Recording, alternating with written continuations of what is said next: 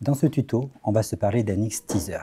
NX Teaser, c'est quoi? C'est un logiciel qui vous permet directement de piloter votre Nikon Z depuis un ordinateur. Quand je dis piloter, c'est que vous êtes à la fois soit en photo, soit en vidéo, et depuis votre ordinateur, vous avez accès à la totalité des fonctions. Alors, dans quel cas on utilise ce type de logiciel? Dans deux types de cas, soit pour accroître sa productivité, soit pour rendre une session studio beaucoup plus distrayante, avenante, avec beaucoup plus de participation. Dans tous les cas, c'est bien un outil de studio au départ. On peut très bien l'utiliser pour des pilotages externes, en tant que régie vidéo, etc. Mais je ne vais pas trop loin. Une vidéo qui sera en deux temps. Une première partie où on va présenter plutôt l'interface NX Teaser avec un seul boîtier qui sera connecté en USB-C. C'est ce que j'ai fait. Deuxième partie de cette vidéo, on va un petit peu enrichir la connectique et on va connecter plusieurs appareils photo en réseau, que ce soit Wi-Fi ou réseau Ethernet directement. Donc en introduction, je vous ai dit que ça permettait d'avoir de la convivialité dans les prises de vue ou de la précision dans les prises de vue studio.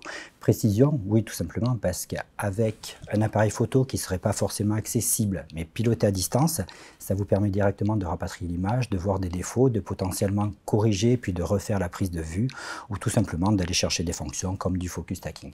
Et quand je dis convivialité, là j'imagine plutôt une séance studio avec un écran déporté, avec des modèles, avec des portraits. Et chaque fois que le photographe shoot, directement, il y a l'image qui est projetée et qui peut être analysée par un directeur artistique ou tout simplement par le client pour valider que l'image est bonne. Donc soit convivialité, soit directement un contrôle qualité. Donc ce logiciel NX Teaser, je vous en parle également, non pas parce qu'il est gratuit, mais parce que chaque fois que vous achetez un produit Nikon, vous achetez certes l'appareil photo dans la boîte, mais vous achetez également toute l'offre logicielle Nikon qui se trouve à votre disposition sur le site du support technique.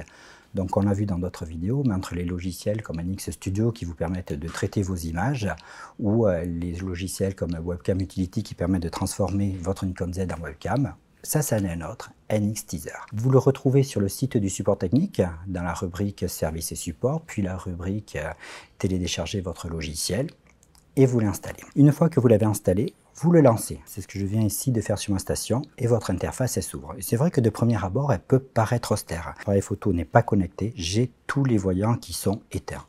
Je connecte mon appareil photo, directement, petit bip, et mon Z8 est parfaitement reconnu et je retrouve l'ensemble de mes fonctions. Et là, très rapidement, je me rends compte que je peux revenir sur l'appareil photo, la carte, etc., les destinations, les images. Mais si je suis dans cette configuration-là, ok, c'est pas très convivial, c'est assez austère. Je fouille là-haut, je me rends compte que je peux faire de la photo, de la vidéo, les curseurs ne sont pas actifs, forcément, il faudra que je les règle directement depuis mon curseur pour alterner photo ou vidéo, ça, il n'y a pas de problème. Mais surtout, je me rends compte qu'en haut à gauche, j'ai un curseur Live View. Alors ce curseur Live View, on ne l'a pas avec tous les appareils. On les avait les Z9, les Z8, les Z6 II, Z7 II. Par contre, on ne l'a pas avec le Nikon ZF et puis on ne l'a pas non plus avec le Z50. Donc là, je vous inviterai à préciser sur la rubrique Aide qui est ici en haut.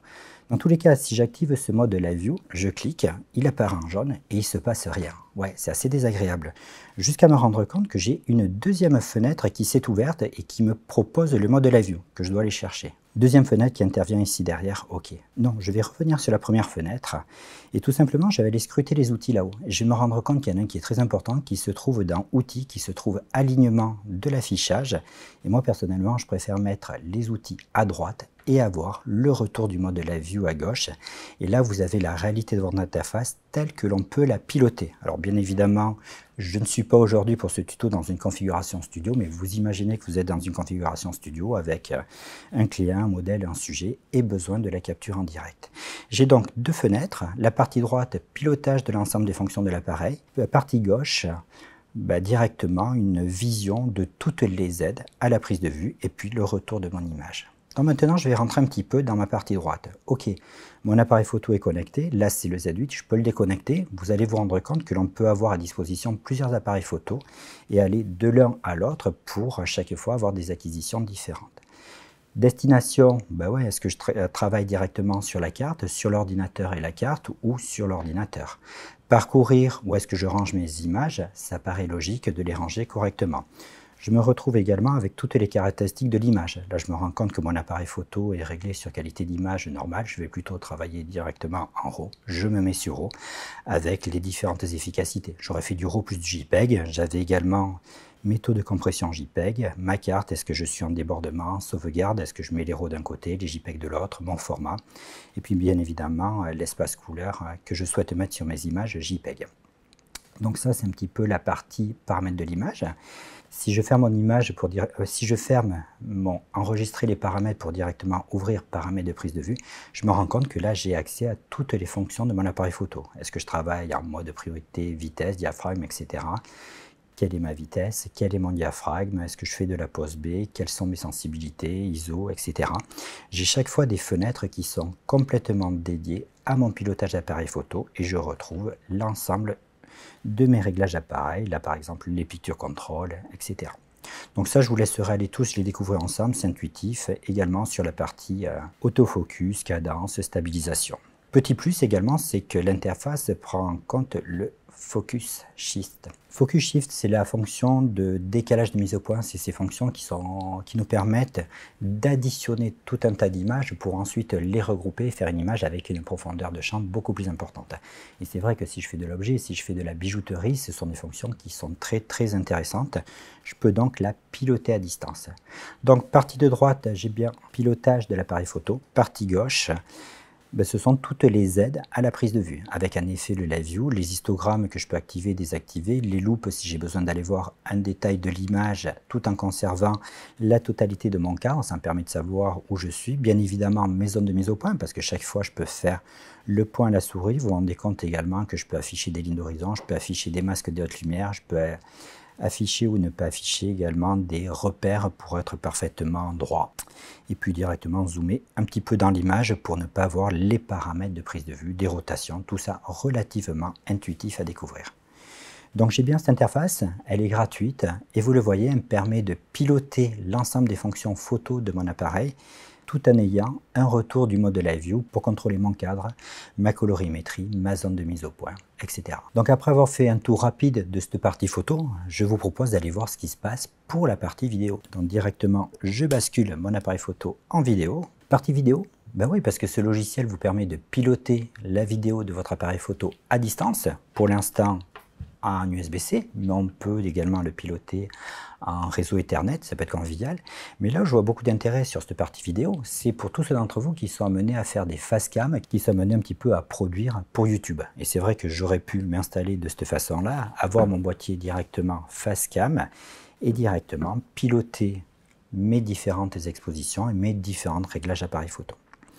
Donc comme précédemment, je me retrouve avec mon bouton de rec pour lancer ma vidéo, je me retrouve avec l'ensemble de mes paramètres et puis vous vous rendez compte, j'ai directement mes aides à la prise de vue, mes hautes lumières et puis également un monitoring pour contrôler la capture de mon son. Point commun sur les paramétrages, là encore, je peux très bien enregistrer à la fois sur carte et sur ordinateur. La carte, c'est la sécurité, je le garde. Et puis sur l'ordinateur, si j'ai besoin de travailler vite, si j'ai fait mon petit film YouTube et puis que j'ai raté une ou deux séquences, et bien très rapidement, je les relance pour les réintégrer dans mon montage derrière. Vous vous rendez compte que la prise en main est relativement intuitive et réellement, j'insiste là-dessus, la capture assistée par ordinateur peut être très confortable et très conviviale pour dynamiser des séances de prise de vue. Je vous propose maintenant de passer à la partie connectique, puisque là-dessus, je me suis connecté directement à un USB-C, mais je peux très bien me connecter différemment à mon ordinateur, que ce soit un ou plusieurs appareils photo.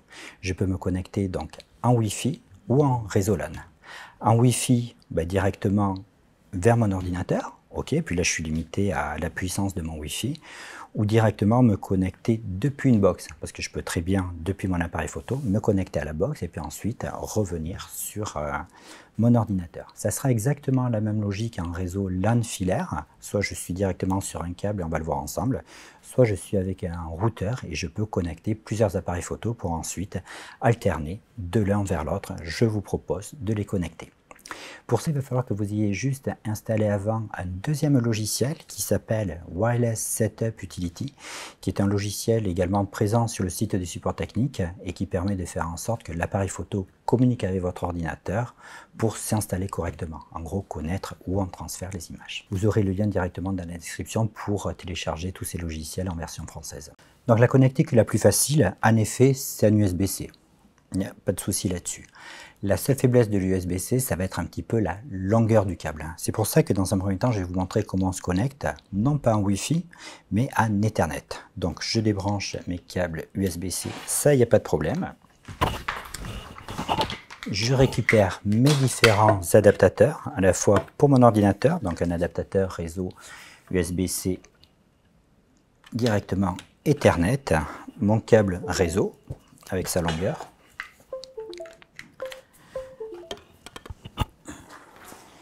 On part du principe que je peux avoir un câble de plusieurs dizaines de mètres, il n'y a pas de problème, je peux piloter comme ça à distance. Et puis directement, je me connecte sur la prise de mon Z8. J'ai deux prises USB, c'est la plus haute qui reçoit le signal. L'autre, elle va plutôt jouer l'alimentation secteur. Petite parenthèse avant de se connecter, cette connexion Internet n'est pas valable avec tous les appareils photo. Elle est valable avec ceux qui gèrent le port Ethernet. J'entends par là les Z9, les Z8. Et si vous avez des Z6.2 ou Z7.2, ça va fonctionner à la condition d'avoir la base Wi-Fi qui s'appelle WT7. À partir de là, je vais aller sur mes configurations réseau. Et sur mon Z8, je vais lui dire dans le menu connexion de données USB, que je ne travaille pas en PTP ou que je ne travaille pas avec mon iPhone, mais que je travaille directement en USB LAN. À partir du moment où je suis en USB LAN, je vais remonter dans mon menu et je vais aller à se connecter à l'ordinateur. C'est sur off, c'est sur on. Paramètres du réseau, je vais donc créer un nouveau réseau et là je me laisse guider. Vous voyez que j'ai LAN qui apparaît pour... parce que je suis bien en filaire. Si je veux éditer, je clique directement sur la touche OK, puis au lieu de l'appeler LAN, je vais peut-être tout simplement la nommer. À partir de là, il me dit tu appuies sur la touche plus pour entrer, le nom OK, je valide. Détection automatique, oui, je clique sur OK. Et à partir de ce moment-là, il va automatiquement se chercher les différentes adresses. Ça met un petit peu de temps. Il construit sa structure réseau. Ok, donc ça m'a pris une petite minute, mais directement il m'a découvert ma configuration et mes adresses IP. À partir de là, je clique sur OK et j'ai juste à suivre l'assistant et l'assistant me dit de lancer le logiciel dont je vous ai précédemment parlé qui est Wireless Transmitter Utility et d'aller chercher l'appareil photo Z8. Donc je vais directement chercher mon logiciel, je le lance. Et vous le voyez, me détecte directement mon Z8 à travers son numéro de série. J'ai bien une correspondance entre l'appareil photo et le logiciel. Je me laisse guider, je fais suivant. Il me détecte.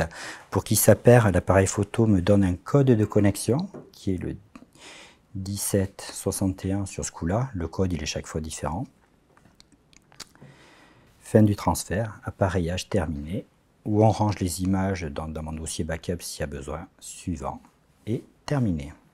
Et à partir de là, j'ai plus qu'à lancer NXteaser. Assistant de connexion terminé. Vous voyez que mon réseau se connecte directement. Donc on le laisse, la première fois, il met un petit peu de temps, on le laisse se connecter. Mais l'énorme avantage, c'est qu'une fois que c'est connecté, c'est solide et c'est surtout très rapide. Ça y est, vous l'avez vu, connecté en mode PC, puis directement sur mon interface. Je me retrouve avec mon Z8 qui est connecté et de la même façon, je peux activer mes différents réglages. Donc là, je me suis connecté en direct avec un seul appareil photo. Donc après avoir vu la connectique réseau Ethernet avec un seul boîtier, on enrichit le set pour piloter un deuxième appareil photo en parallèle. Dans mon set, au lieu d'être connecté directement en réseau à mon ordinateur, ce coup-ci, mon câble vert qui sort de l'appareil photo va directement vers mon routeur. Je vais ensuite avoir un deuxième câble qui va aller vers mon deuxième appareil photo, en l'occurrence un Z9. De mon routeur, câble bleu, je vais directement sur mon ordinateur et j'ai créé un mini réseau. À partir de là, comme précédemment, je vais refaire la même installation, c'est-à-dire que sur mon Z9, je vais lui dire que je travaille en réseau LAN, donc je vais aller dans la partie réseau, je vais aller dans le sous-menu réseau local câblé et je vais directement activer ce côté câblé. OK. Et une fois qu'il est activé, je vais refaire la même opération avec Wireless Transmitter Utility, donc se connecter à l'ordinateur, paramètres du réseau, créer un profil, je pourrais le rappeler Tether2, OK, la flèche OK, détection automatique comme tout à l'heure, OK. D'accord, c'est plus un switch qu'un routeur, j'ai juste besoin de donner des adresses directement pour véhiculer l'information. Dans détection automatique, chaque fois ça prend un certain temps, on le laisse œuvrer, le temps qu'il récupère ces différentes adresses. Ça y est, il m'a configuré mes différentes adresses, je termine l'information, OK. Et donc là, comme tout à l'heure, il me redemande de lancer Wireless Transmitter Utility. Je lance mon logiciel. Comme précédemment, il me reconnaît donc mon deuxième appareil photo avec ses lettres GGG, etc. Comme précédemment, je fais suivant. Il me redonne le code des appareils qui sont connectés et activés en mode PC. Si je reviens maintenant sur mon interface, je me rends compte que quand je clique sur le Z8 qui était le premier connecté, je peux cliquer sur le Z9 et directement, je bascule sur le deuxième appareil photo. Je réactive mon mode Live View et je vois que son cadre est complètement différent. Donc je peux comme ça aller de l'un à l'autre pour des prises de vue qui seraient un petit peu plus complexes. Et je vais terminer le petit tour de NX Teaser à travers les dernières fonctions qui se trouvent en haut dans la barre de tâches, puisqu'on en a plusieurs très intéressantes. On peut éteindre le moniteur de l'appareil photo. Ben oui, si l'arrière éblouit pour X raison ou que vous souhaitez avoir un appareil photo discret, je l'éteins à distance. Quand je suis en configuration vidéo, je peux également contrôler un enregistreur externe qui sera un HDMI et directement lancer l'enregistrement. Et je vous invite également à aller voir les outils et notamment les options, puisque dès le moment où vous allez chercher à avoir du rendement, vous allez vous rendre compte que vous pouvez vous faire des raccourcis clavier pour travailler beaucoup plus vite et déclencher votre appareil photo à travers différentes touches. Pareil pour les destinations des images, on peut intervenir et puis pour les différentes visées écran. La configuration Wi-Fi, c'est exactement du même acabit. J'aurai à me connecter pareil. Je vais dans le menu de mon appareil photo, mais plutôt dans la partie Wi-Fi. Je crée un nouveau réseau. Et à l'identique, vous allez lancer cette Wireless Utility pour que le jumelage se fasse de la même façon. Comme je vous le disais, donc NX Teaser est un logiciel qui est très complet. Il est gratuit et vous permet de faire de la capture en direct. Donc capture à la fois précise, parce que vous souhaitez avoir un ou plusieurs appareils et les piloter à distance pour avoir de la précision sur le point et sur les différents réglages de colorimétrie, ou prise de vue plutôt conviviale dans le cadre d'une séance studio où ça permet de rapidement partager les images que vous venez de prendre. Dans tous les cas, on peut l'utiliser de plusieurs façons différentes, soit de façon simple à travers un câble USB-C directement connecté, je pilote un appareil photo, soit directement en réseau, un boîtier ou plusieurs appareils sur le même réseau, et si c'est un réseau Wi-Fi, directement à un dock vers mon ordinateur ou directement en passant vers une box pour revenir vers mon ordinateur derrière. La clé étant de toujours appairer mon système à travers le deuxième logiciel Nikon qui s'appelle Nikon Transmitter Utility.